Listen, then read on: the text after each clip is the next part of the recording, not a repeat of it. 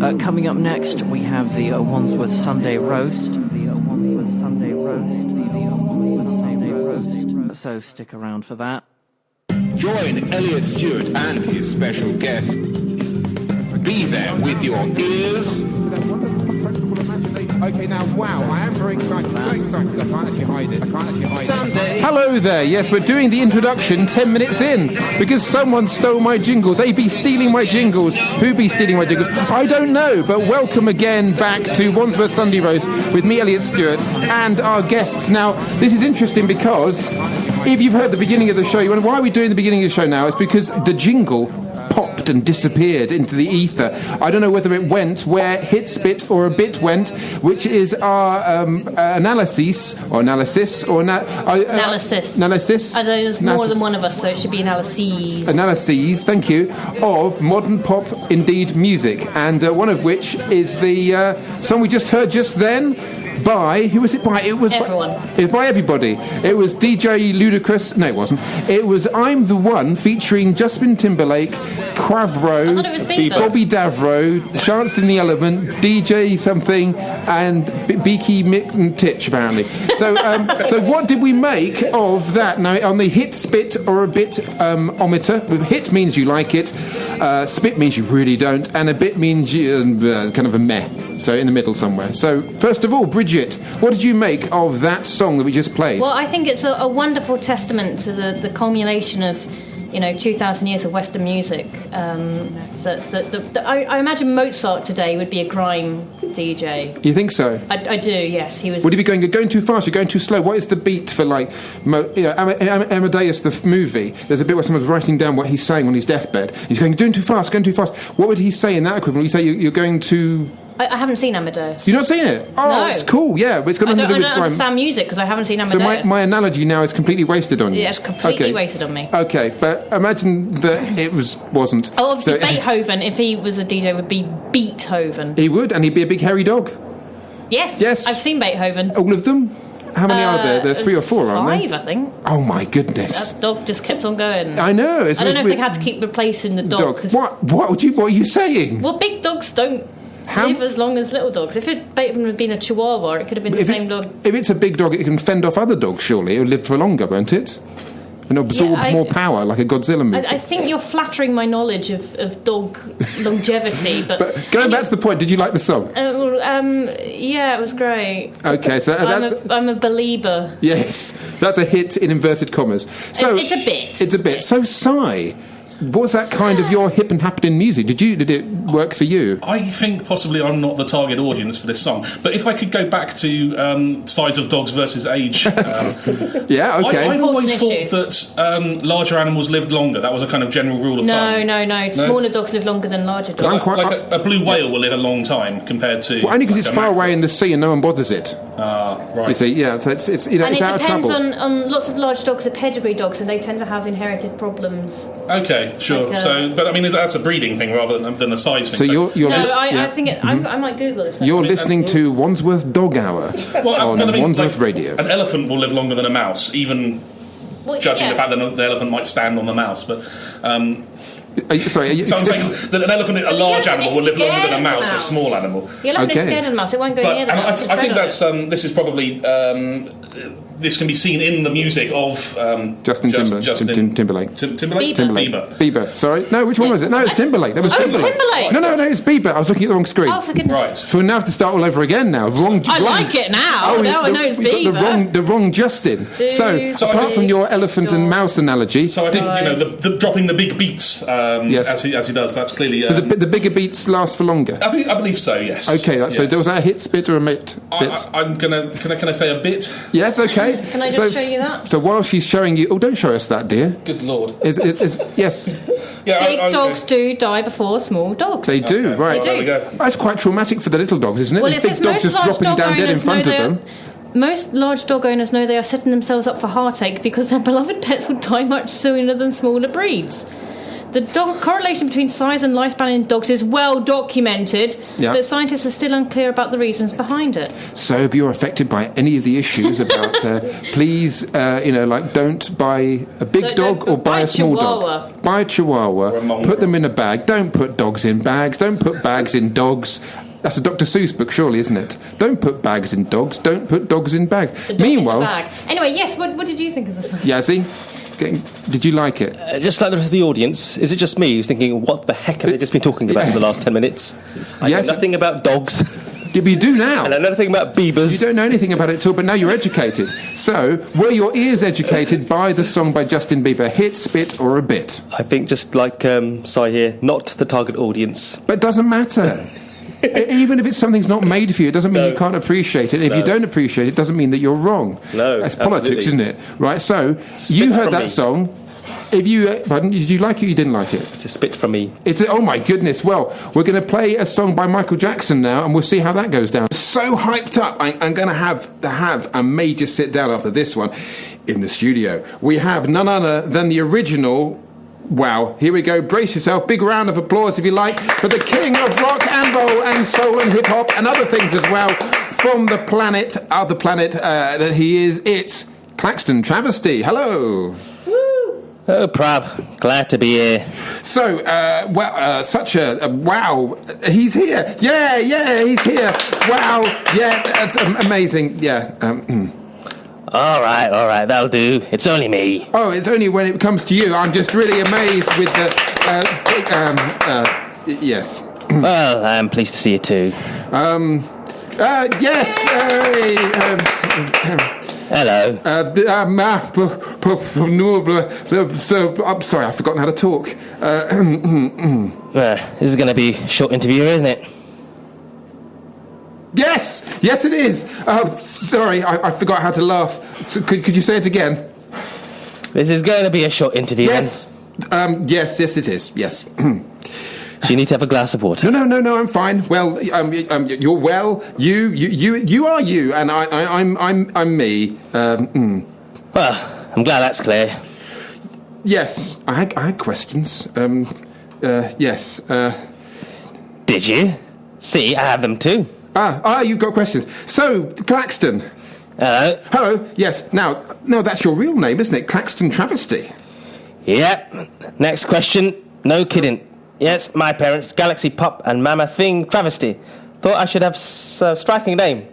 And little did they know that years later, it would be still something I call myself. Because you've now got back to it, your real name. But in the 70s... Everyone brings up the 70s. Sorry, yeah. Why did I cut off my stage persona? Well, I didn't like to ask, so I've made a collage out of pasta shapes that represents the question. And there you go. Look, in reality, I'm a green-faced man with a third ear and a pension of sleeping with anything, and my 70s persona. Well, a pension? You probably mean a penchant, don't you? But anyway, I can't...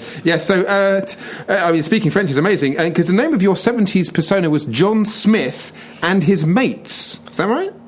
Yeah, they represented my escape from the quasi-sexual alien rock star quest for ultimate pleasure through psychedelic exploration of sound. I thought at the time the real me was an accountant who had a crush on a secretary but never said anything, and collected paper clips and stamp collecting. Oh, yeah, I love that stuff. Penny Black Blues, Stationery to Stationery, A Place Odyssey, yeah. No, that was when I was Clive Gladwell, another accountant who liked fishing. Well, I mean, what drew you to boring people? Well, you probably want me to say their despair, their wants and dreams, but to be honest, it was the 70s. Everyone was doing it. Believe it or not, your parents were boring. No, they weren't boring. They rocked the galactic realms of existence dressed as glam warriors from Venus. Stuff. They do that now. Well, that's what they tell you. But really, they were quite dull and ordinary. Wow, that is really cool. People trying and deny they are dull. Say it's just a phase. So you're dull now? You're dull now? Well, no. I must admit I said I liked to do dull things in the 70s to get publicity. But you were my icon. I mean, I must admit, live on air, I dabbled in being mundane and tedious. But in the end, I knew, like most people, that I was really into intergalactic orgies of sound and cosmic rockouts. I mean, is there any chance you could do anything dull for us today, right now? Go on. Maybe. It's not something I really do now. Oh, come on. I mean, I won't push it, but yeah. Oh, well, though I brought my collection of Doctor Who target novelizations from 1976. Well, I think we'll leave it there. I mean, we you know, that's way too dull. I mean, we might have been taken off air. To be honest, I mean, what I wanted to say to you, first of all, Travesty, is that you made me want to be a train spotter. And I've actually dressed up as a spotty train. Do you like my outfit? Is it really good, Claxton?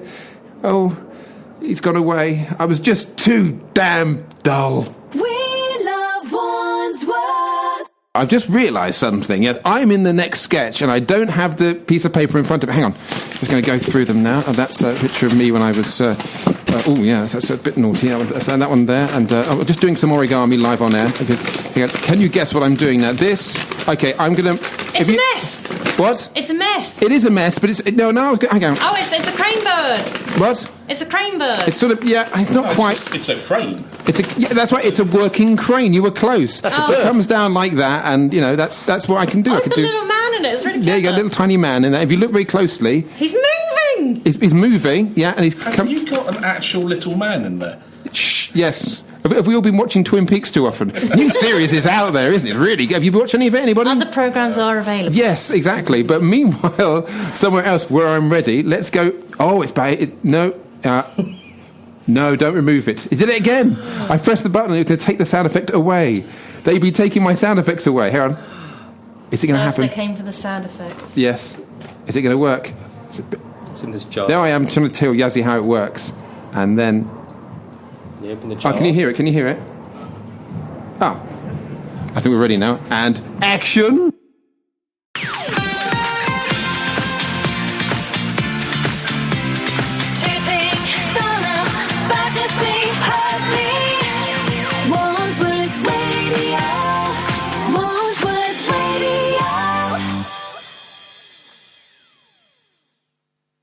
Oh, ladies and gentlemen, for the first time ever, something has gone wrong with the opening jingle. That's right, normally we have the Wandsworth Sunday Roast jingle, and I pressed the button and it disappeared there at the top. So what I'm going to have to do is I'm going to have to rely on this jingle made by Nick Lawrence. Let's see if it works. Here we go. My favourite day is always on a Sunday. It's the day I'll always love the best. I'll get a cup of joe and switch on the radio for the Wandsworth Sunday Roast. Well, it's not as exciting as the one that I made, but it doesn't matter because we have here in the studio right now, we have Si. Hello, I don't mean like, but some people do that when they see him. Si, hello, Si, our debut on this show. Hello. Hi, Elliot, how are you doing? I'm all right. So basically, I know you from... Well, should we say live on air? I think we can say that. That's probably okay. Okay, well, we could just describe it. Actually, no, maybe we shouldn't do that. Brigid, hello, you're back as well. Hello. Okay, and the professional... Sorry, is that too loud? That's not you. No, that's the professional person, Yazzi, now decided to move the microphone just as I was talking. That's rude. Don't you start. No, put it down, dear. Yes. So, hello, Brigid. How are you? You pretty good?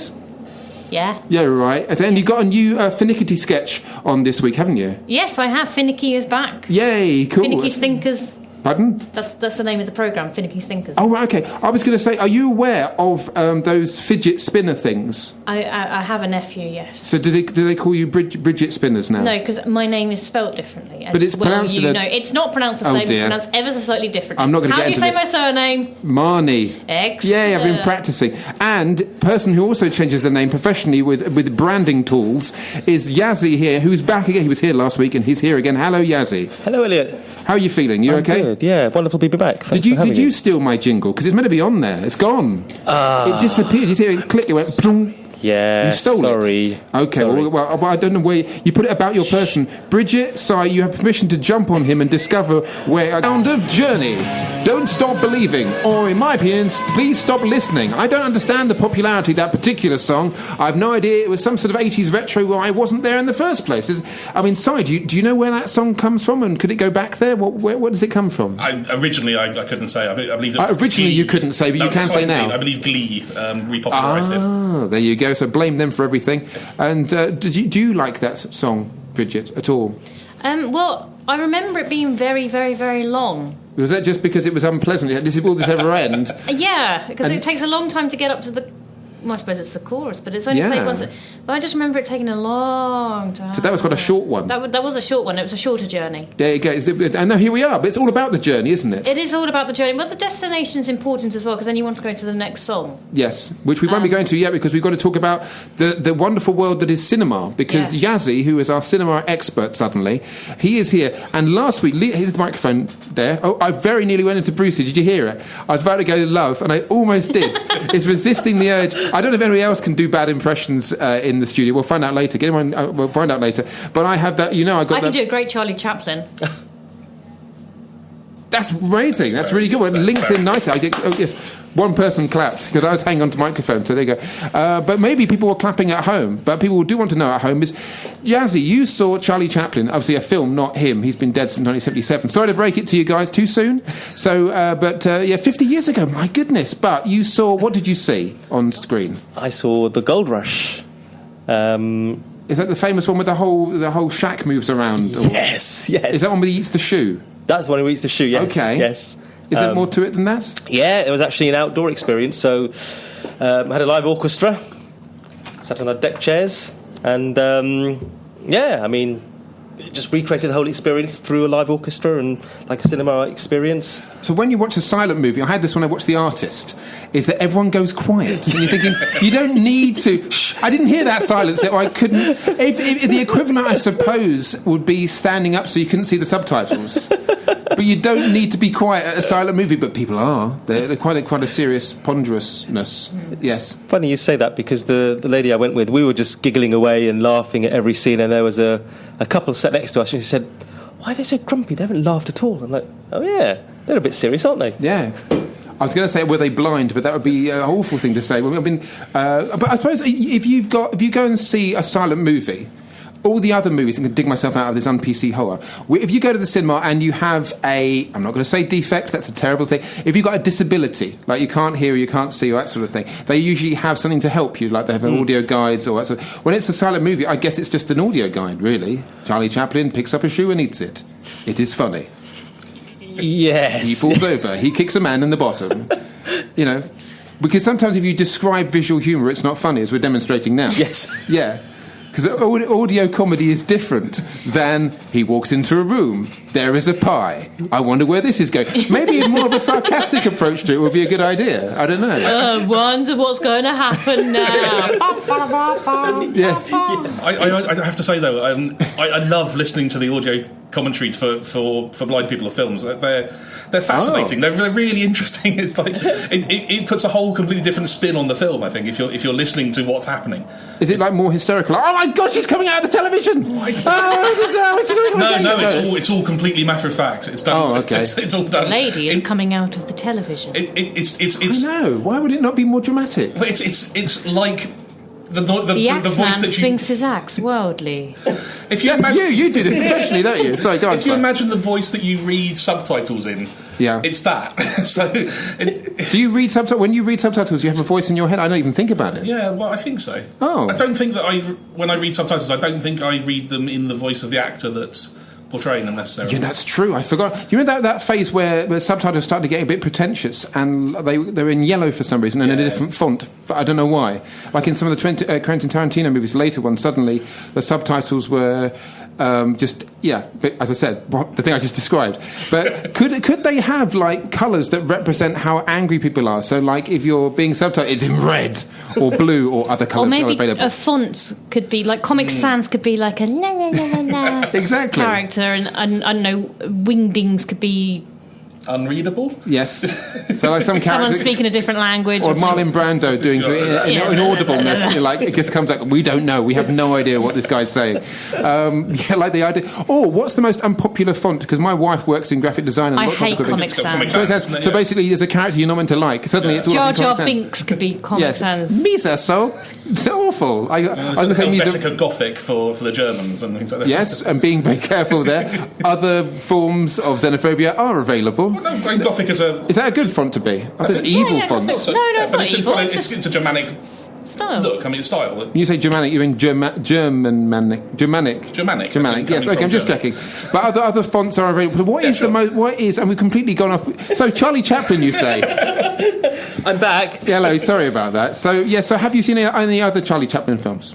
Yeah, not recently. I mean, He hasn't had one out for ages. The Tramp. Would you call her? Pardon? What? The Tramp. Is that a film by him called The Tramp? There's The Tramp. There's Modern Times, which is probably one. That's good. The one we gets caught in the machinery. Yeah. That's good. And The Great Dictator, which is it's good, but it's like, you know, sometimes you see films where people have got like a very subtle political thing to say, which later on we have sketches doing that.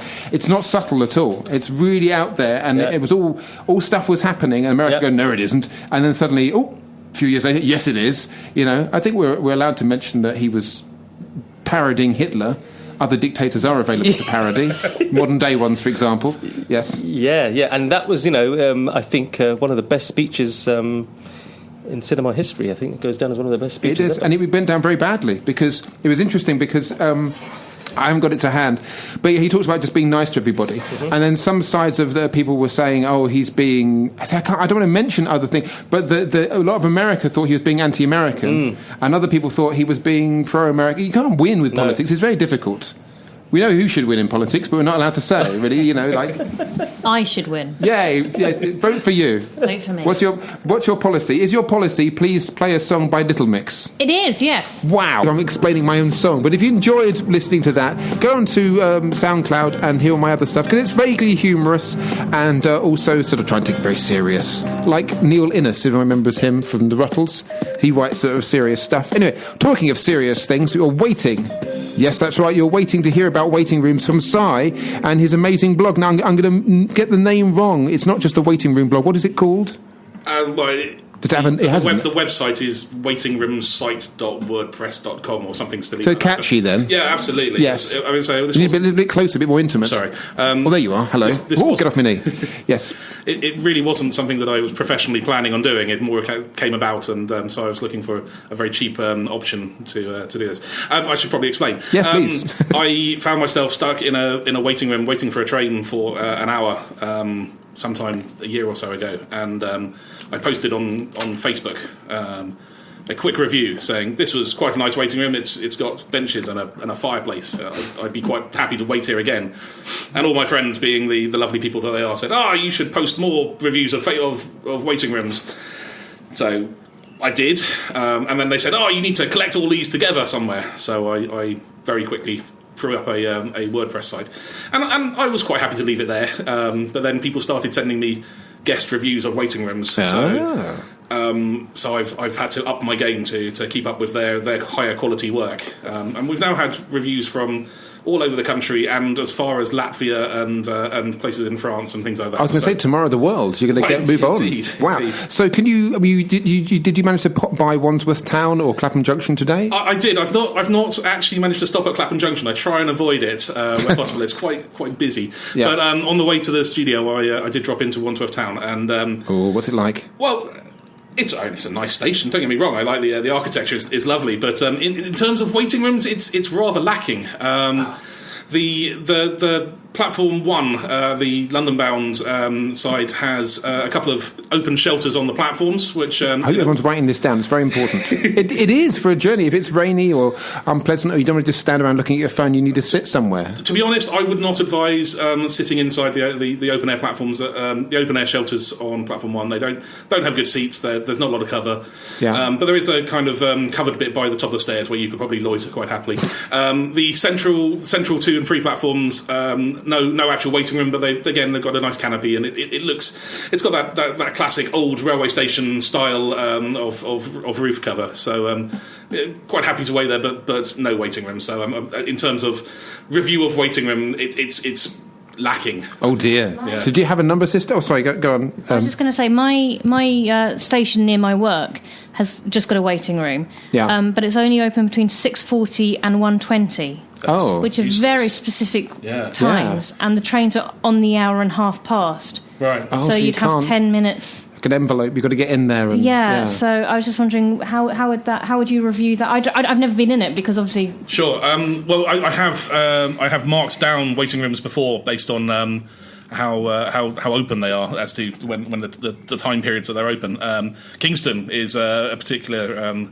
It's got 2, isn't it? It does have 2, but they're only open until 8 in the evening. I know, it's crazy. If you're coming home after, I don't know, say going to the pub or something, then and it's raining and cold and windy, you have to stand out on the platform. Yeah. Also, has it got that sort of with the seating thing? I hate it when waiting rooms have those little blue sort of ones that you can just about perch on. Yeah, absolutely. And I don't know how large my bottom is. I've not looked.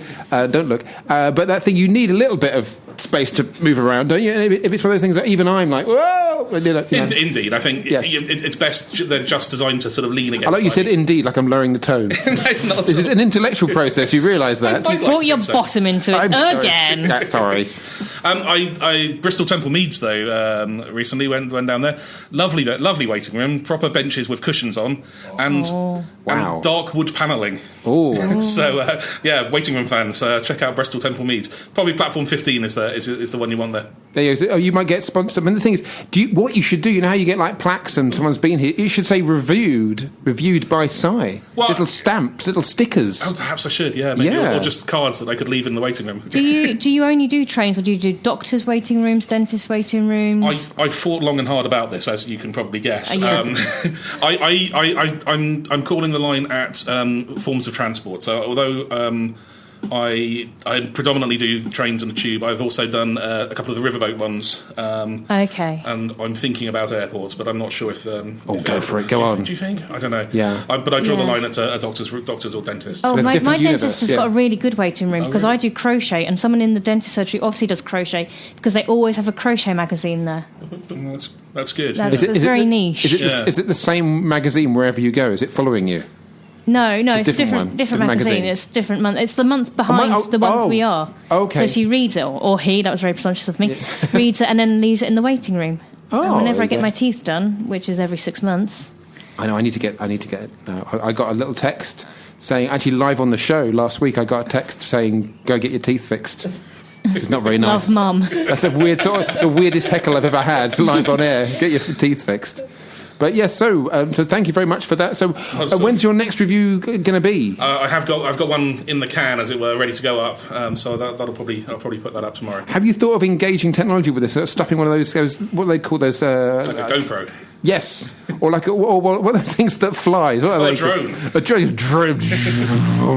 That sort of thing. Bring a visual element to it. Are you quite happy just to? I put photos up. Yes. Well, but no, videos would be cool. Well, I could do. Yes, I suppose video. You should do it like those green. What's it called when like a night vision thing? Here I am in the station now, and they're going to go. Oh no, it's Kingston. It's shut. It's 8 o'clock. Crofton Park, and it's 1:25 and it's shut. There you go. But don't go to Crofton. Well, Crofton Park is a nice place, but the waiting room facilities are shoddy. Oh dear. So people who are in charge of that, listen. Brigid is angry and wants it fixed. Yeah, Lewisham, if you're listening, Crofton Park. Just extend the open hours. I don't know what it's like. I've never been in there because 6:40 to. No, that does seem very odd. Very well, odd maybe time. we'll be able to solve this problem after this piece of music. How laid back are you? Do you let it all hang out? Is it too difficult to tuck in? But don't worry. Fret not, as we have at great expense. Too much, perhaps. I'm not sure. Can we afford this? Chill, cool it. Freeze those fears, man. Don't fill your trousers. Sorry, I was expecting an expert. And he's here. So get out of the way. I can't see him. He? That's a bit sexist, isn't it? How do you know it's her, him? Is it a man person? Man, you are stressed like that alarm stopped going off in your head, man. Yes, thank you. I don't need you to tell me. I am him. No? Yes. A Luso Cranbelly business bloke extraordinaire. No. We were expecting a Lewis Crumble. Oh. It's you. It's me. Yeah, that's me. And don't wear it out. That doesn't make sense. What does? You don't. I'm sorry I've made a mistake. Booking error. No, you haven't. Mistakes are only the right decision delayed. Oh, look, go away. No, de-stress. I am distressed. I book a business-minded expert, and what do I get? Well, let me tell me what you've got. You get advice, guidance, instruction, direction. That's 4 of the same thing. Well, hey, who's counting? No, you. Can you read as well? I don't even know what I'm looking at. A winner. At what? Second place in the smuggest man in the world competition. Ah, no, mate. I came first. Sorry, ladies. Look, for some reason, I don't know why, but you're unsuitable. Thank you. Goodbye. Now, is it because I'm an Aussie, even though this accent isn't that obvious? But, yeah, I'm an Aussie, yeah. No, and yes. Mainly yes. You're born laid back and happy. Or hippie. Or hippie. I'm quite laid back. I've got long hair, but I'm happy. Yeah, do continue. Never angry or stressed. It's really stressy. You can't give Brits advice on how to be more you. You couldn't be more you because you're you. I sure am. Never be another. Trust me, there's loads. Laid back Aussies, kick back Kiwis. I'm so British. I'm uncomfortable using the term Kiwi. And that fact, I just brought that up, made me even more uncomfortable. Come on, stop sweating. Take a breath. Center yourself. Get grounded. All at the same time? Yeah. What do you think, I'm a woman? Oh, God. I feel uncomfortable I said that now. No, you're too stressed, mate. I know you told me twice. That's twice. I know now. Now I am stressed that you know I am stressed. And I'm now stressed that I should have told you before. You told me I was. And I told you I knew. Look, my advice to you is to find a space, a quiet space, a zone, a corner, a spot. Not all of them? Yeah, one place, mate. And scream. Oh. Yes, a big scream. Not too big, so no one will hear me and wonder what I'm doing or draw attention to myself. It's not a cry for help. It's a cry in the corner. Oh dear, what's this? Thank you. You've been very useful. Man, you Brits are a downer. Jeez. Yeah, you find that corner and you stay there, far away. You make me feel... Yes? Really... Yes? Really... Yes? Really... Yes? Less chilled out than I was. Ah! I need to apologise for something. I need to apologise for the track that I've just played, because we're not sure whether we like it or not, but that was a unique remix. I love it. You liked it? It's a hit. It is a hit, spit, and a bit all at the same time. It's hit, and a hit. Okay, can I, because we're about to do a sketch, and I apparently realised I'm in it. Can you read off what he's got, and then I passed it. Professionalism, boys and girls.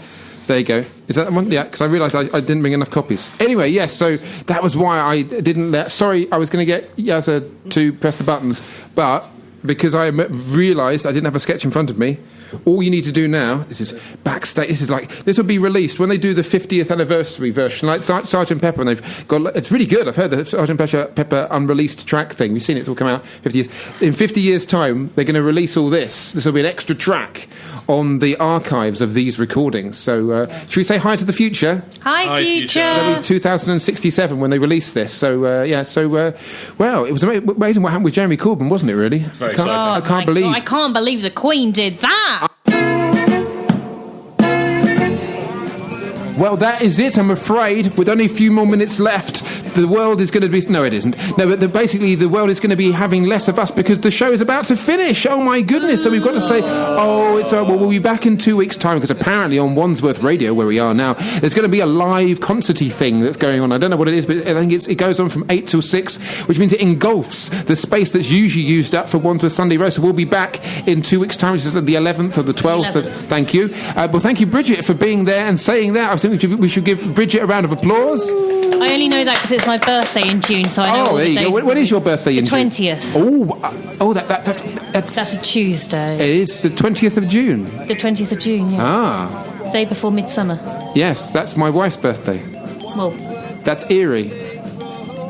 It's my birthday. No, it isn't. No, it only belongs to my wife. 20th, that's weird. There you go. So, anyway, so thank you for coming to the show today, Brigid. It's weird, she shares my wife's birthday. That's eerie. Yes. Okay, and whose birthday? Do you share your birthday with anybody who are famous? I don't know. I don't know. We'll find that out. When is your birthday? May the 9th. We will look that up later. I share my birthday for May the 9th, yes.